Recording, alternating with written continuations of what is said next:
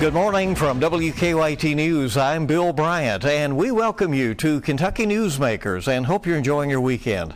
Later, a longtime doctor in the region says he's saddened at how COVID-19 has morphed into a political issue as far as the vaccinations. Dr. Stuart Tobin has also written a book about the stonewalls his group faced in trying to build a public library in Madison County some decades ago. That discussion is coming up shortly, but first, for all of us, it's hard to power through the pandemic and keep focus on goals, but that's what the Prichard Committee for Academic Excellence is pushing for when it comes to education. It's something they call a big, bold future. Right now, there are all kinds of challenges. The Prichard Committee also believes there are opportunities that shouldn't be missed, even now.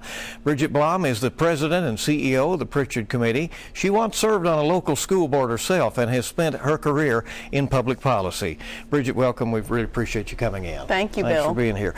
The committees are trying to make the point. This is hard. There are horrible disruptions going on to our schools and all of our lives, but all is not lost, and you want to make sure that momentum is not lost in education. Absolutely. We can't lose momentum in education, Bill.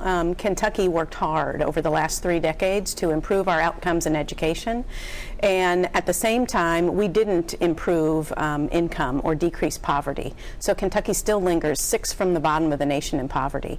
If we're going to change quality of life, increase income in the state, it has to be through increased education attainment. So we can't let COVID slow us down. So when you speak of a big, bold future, what is the vision there? So it's increased investment in education to ensure we're getting those better outcomes, child care, K-12 education, and especially post-secondary education. At this time when now and the future is going to demand more of Kentuckians with respect to degrees, credentials, and certifications, we need to really be focusing as a state on post-secondary education. But it also means that we're seeing increases in some of the metrics like income, median household income in the state, that we're seeing increases in metrics like healthy births for young people, health indicators. So a big, bold future means the quality of life in Kentucky is better and more families, individuals, and communities have a quality of life which they enjoy. How challenging is it for schools and teachers to meet students where they are right now, given the emotional and academic setbacks that the last year and a half has brought on us? It's a tough time for our teachers, for our students, and for their families. You know, everyone's not gone back to work yet. There are still pressures with trying to maintain home life and work life and getting kids back to school. What we do know in the middle of a global health pandemic is that there are things that work. Vaccinations and masking will help us keep our kids in school and learning and keep us moving forward. And so we hope that as citizens across Kentucky are having conversations, they're focusing on that end goal of keeping our students learning and keeping our state moving forward. Well, a mask debate is coming to a local school board near you because of the actions of the legislature in doing away with the statewide mandate. You served on a local school board, as we noted. What kind of pressure are they going to face in the next few days, because this has to be done quickly? Yeah, elected leaders in our school districts are facing extreme pressure right now, but they don't have to be health experts, and our superintendents don't have to be health experts. They do need to follow the health expertise at the national level and the state level to ensure in-person learning continues. When this pandemic hit us in 2020, so many folks wanted kids back in school. That was before the vaccine. Kentucky's approach was to keep students at home and do virtual learning. We know that we failed a lot of kids doing that. No fault of our educators, but the pandemic had a negative impact on learning. For kids furthest behind, possibly an additional 9 to 11 months of negative impact on them. They're behind. So we need to get kids back in person, and to do that, we need to take all the safety measures that science tells us are helpful. Bridget, there are some indications that some fell off the map. Some students couldn't be tracked by some of the school districts. That's right. And so that needs to be job one for our districts, and I believe it has been job one for them, finding those students that they lost through virtual learning, getting them back into the school setting, reconnecting with them and their families. Again, the economy of the future is not going to give any of us a pass. Nobody's going to say Kentucky's off the hook because of the global pandemic. I know you monitored the special legislative session, and schools were seeking more flexibility when it comes to NTI days or some way that they could if they can't meet in person, they could do something. They did get some extra days. Will the new rules accommodate to what we're facing right now? Well, the new rules will accommodate what we're facing if we take the science seriously and protect ourselves in the midst of the pandemic. So if we ensure as many folks as possible and who are eligible are vaccinated, and if we're masking when we're in large groups, or if we're masking when we have any concern that we are bringing an illness into the environment. So if we're taking those precautions, then the added flexibility should allow our districts to keep our students learning and for there to be minimal disruptions. One element of that Senate Bill 1 gives schools some additional money to deal with safety protocols and that kind of thing. As you monitor the money coming in under the American Rescue Plan, I know you're urging schools to use it wisely and to consider carefully what they're going to do. That's right. So it's an unprecedented infusion of federal dollars into each and every one of our local school districts. We've encouraged school districts to bring bring community members and organizations to the table in planning for recovery from COVID. So we know out-of-school time programs, other community-based organizations have a lot to offer in helping our students catch up. And we hope that local districts will avail themselves of that expertise. Sometimes there's a cost to that expertise, and they have the resources to dedicate to some of those strategic priorities. A great example is one of our Prichard Committee members in Ashland, Kentucky, Norma Meek, a retired educator and nonprofit leader. She's put together a plan for intensive tutoring to help students catch up from learning loss and to also help students catch up developmentally from a social standpoint. She's been out to school districts around the Ashland area asking for some of those ARP dollars, American Rescue Plan dollars, and they have granted those dollars to her to launch this program.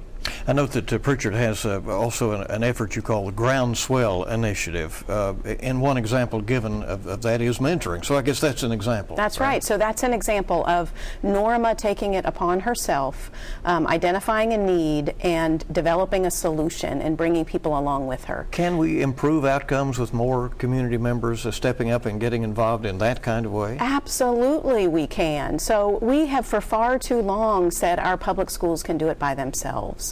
And the fact of the matter is our public schools between the hours of 7 in the morning and 3 p.m. cannot make sure that our students are learning and progressing at the level they need to compete in the future. So community-based organizations and citizens reaching out to each other, working in their sphere of influence, whether that be Sunday schools or Rotary clubs, Boy Scouts, whatever it might be, the football team, and making sure those football players are ready to successfully transition from high school. Kentuckians can have a significant impact and influence. Are businesses involved in the way they once were? For instance, I remember the initiatives of the old Ashland Oil Company back, very involved in education at every level. Do we need more of that now? You know, Bill, the landscape of corporate, I think, life has changed, where Kentucky used to be home to a number of hubs. I think our multinational industry environment now has changed much of that. But many businesses are very much involved. Toyota is a great example of investing in apprenticeship opportunities, getting kids into engineering programs early, supporting junior achievement programs and others. So we do have those examples. We talked about the community. You also push hard for family and parental engagement in schools. How important is that relationship between schools and families? It's critical. And it's actually a bright spot that we saw when we first started going home when COVID came along. So one thing we heard within the first month from educators and from families is that there was more relationship being built between educators and families in a virtual environment. We know from research that family engagement in their students' learning and in the learning of other students in their peer group helps increase student success. So we're launching a family-friendly school initiative where we have 63 schools across the state in this moment in time, in the middle of COVID, signing up to be part of an early cohort to learn best practices around family engagement. There's another metric that caught my eye this week indicating that almost 60% of college students, and you talked about higher ed being an area that we need to focus on, nearly 60% of college students are women, 40% are men. Is that gap something to address, or does it reflect that young men are pointed toward employment that doesn't require a degree? Employment of the future will require some type of a degree. It may not be a 4-year degree, it may not even be a 2-year degree, it might be a certificate or a credential. It might be something that you achieve through an apprenticeship program, like becoming an electrician or a plumber. But Kentuckians are going to need some level of education and a marketable certification to compete in the economy of the future. What can so schools that do gap should concern us. So what should schools do to re-engage young men who are coming of age? So I think, one, our high schools and we as Kentuckians need to do a better job helping our young people understand different paths for them as they enter adulthood. Recently, Kentucky Stats, the Council on Post-Secondary Education, and the Kentucky Department of Education released a student right to know portal, which gives students the information they need to know what careers are out there, what careers are in demand in Kentucky, and the wages they would earn in those careers. Also, the certification that they need. So that type of awareness is critical. We saw in some surveying that we were doing through COVID that young people are really questioning the value proposition of higher education. And we've known that for some time, but COVID has probably exacerbated that issue. We need to do a better job helping young people understand what's on the horizon and why some type of marketable degree or certificate is necessary. We also probably need to do we need to do a better job making sure the high school diploma is meaningful. So it's not just the knowledge that kids need, it's the skills they need to compete. And those are the soft skills, the executive skills, problem solving, communication, collaboration, teamwork. Those are the skills we need to somehow make sure our students know they're developing, and we're certifying that development in some way. Kentucky has a historic budget surplus of over $1 billion right now. We also know that billions of dollars is coming in from these federal efforts to try to jumpstart the economy. Are we at a crossroads about the kind of investments that we make in education in the state going forward? Well, investment in things that work is always important. So the legislature evaluating what's working and what isn't working, or what's working and could be taken to scale, is really important. So a great example of that is a bill that Senator West forwarded in the last legislative session, which will be behind this time around. And that's to take a reading program that was an innovation a number of years ago under Senator Westwood that's proven successful in increasing early reading proficiency. And so Senator West wants to take that to scale, increase investment, and make sure more of our schools, especially those with students who are underperforming, have those resources. Other priorities Prichard would have for the legislature, which will be meeting in about 3 or 4 months now. That's right.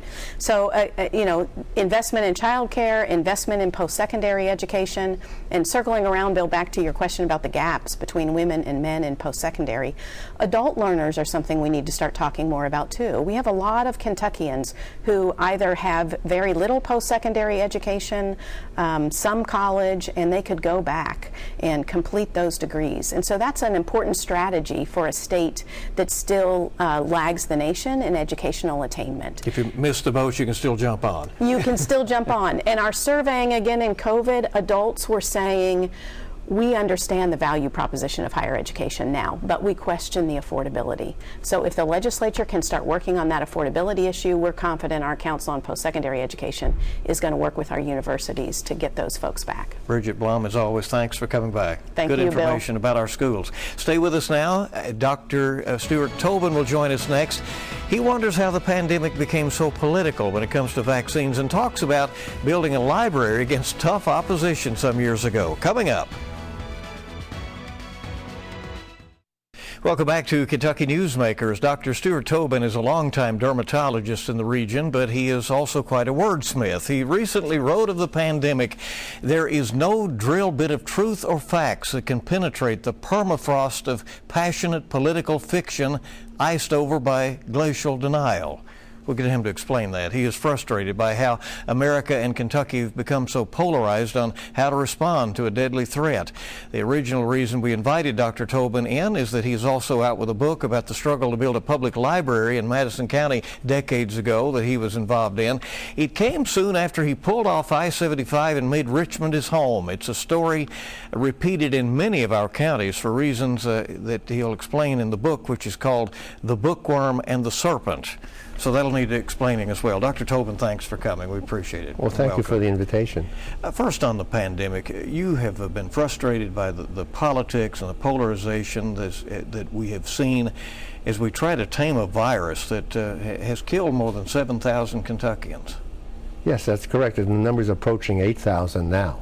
So, and most of those people are unvaccinated.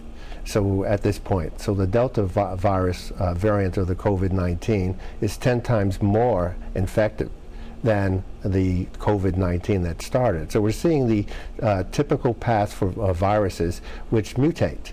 And so Charles Darwin explained that very clearly, that mutation followed by survival. And so this virus can survive better in a mutated form than it did in the original form, becoming more infectious. And we'll perhaps see another virus variant that will even trump this one.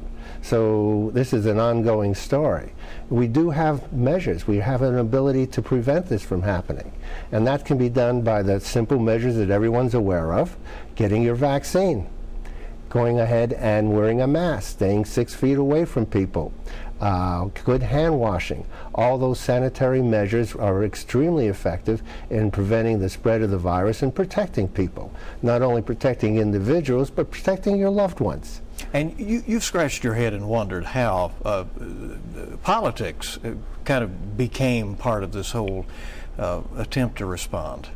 Well, the question that has bothered me, or I've been wondered about, is why isn't there the same passionate response in opposition to other viral vaccines, to the MMR vaccine, to the influenza vaccine given every year, chickenpox, varicella, to herpes zoster, and all the other viruses that people can protect themselves from? There isn't this outrage against those types of vaccines. So why is this virus vaccine singled out politically? Because it's been made political. And the more you make it political and link it passionately to a cultural or political viewpoint, people won't sift through the facts as well. And they will ignore or deny the truth or that would lead them to an appropriate decision. In medicine, we gather the information, get the facts, distill it, and then come to a conclusion. We don't start with a conclusion and then get all the information we want to fit that conclusion, because that deprives you of making an honest assessment. It will be my hope that people who have the opportunity to evaluate, who haven't gotten the vaccine, to do so and look at it in an honest way. There are two types of groups of people who aren't getting vaccine. They're the anti-vaxxers, and those are people who are intransient. They're not going to, intractable. They're not going to go ahead and get the vaccine. But there's a very large group of vaccine-hesitant people.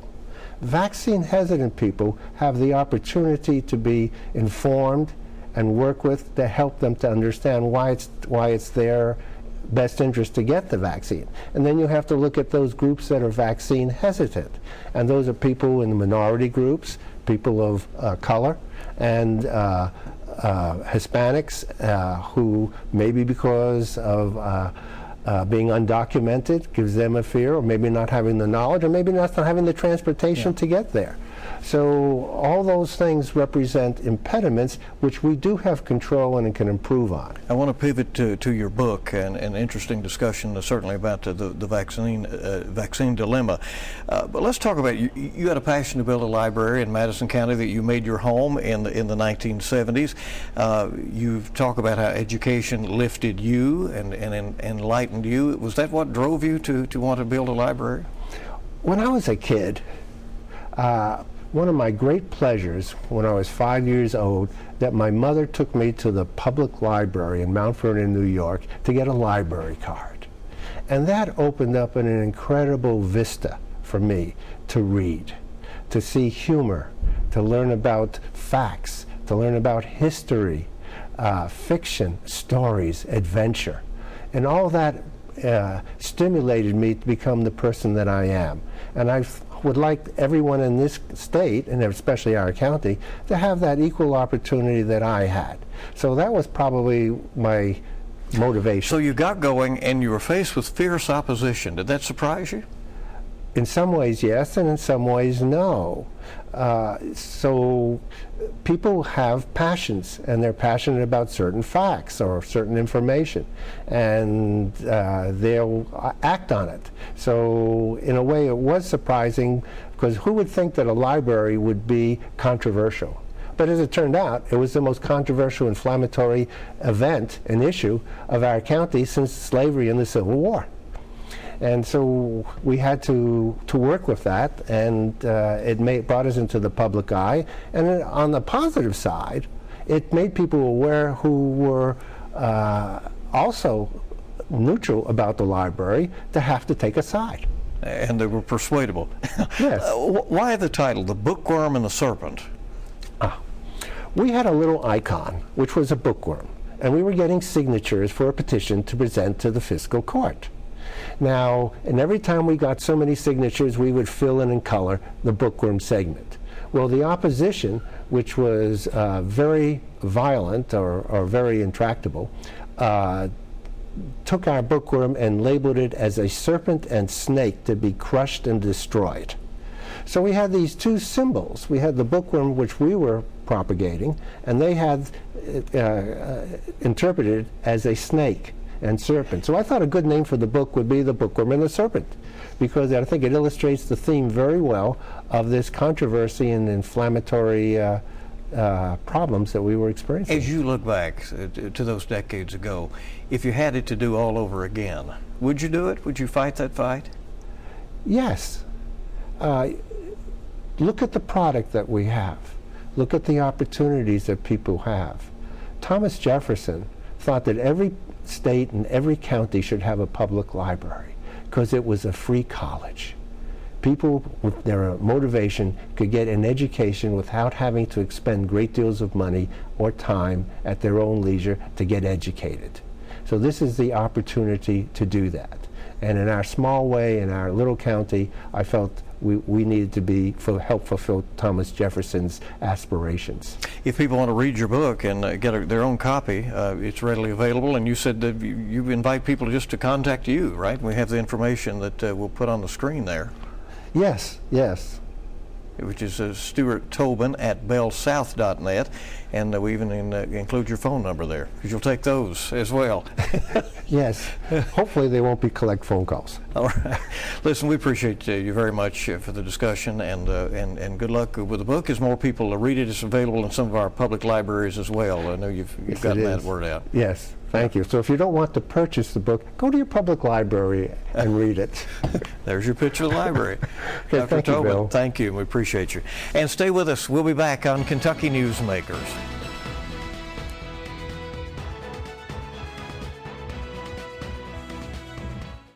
Welcome back to Kentucky Newsmakers. The nation is hitting a new bleak pandemic milestone, and another COVID variant is now grabbing worldwide attention. Our chief national political analyst, Greta Van Susteren, has the details.